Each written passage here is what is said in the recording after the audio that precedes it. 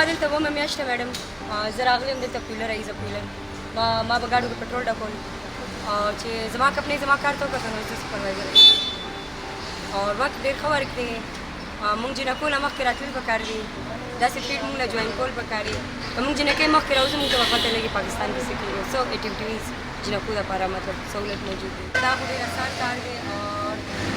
بل په اخلاق باندې ډیپینډ کوي چې تاسو اخلاق کسټمر سره سي او تاسو کسټمر ته سروس ښه ورکوئ نو کسټمر تاسو نه امپریس کېږي او د دې ځای ماحول هم ډېر ښه دی او چې پښتنو یو خبره چې انسان خپل اخلي نو ټوله دنیا ورته خپله نو ما ته ټول سټاف ما سره ډېر زیات کوي افکورس زما فیلینګ خو دا دی زه خو ډېره خوشحاله یم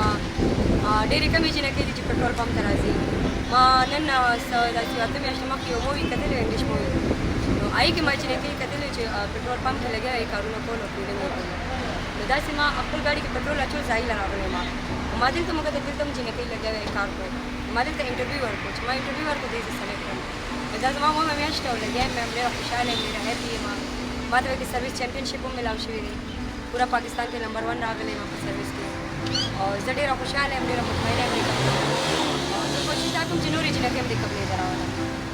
زما ډریم دا دی چې زه دلته ایکسپیرینس زده کړم او زه بهر تلل غواړم بهر به هم پټرول پمپ کې نوکري کوم زما ایکسپیرینس مطلب ایکسپیرینس اخیستل غواړم پښتنو جنکو ته خاص کر زه دا پرده غواړي چې نه کوي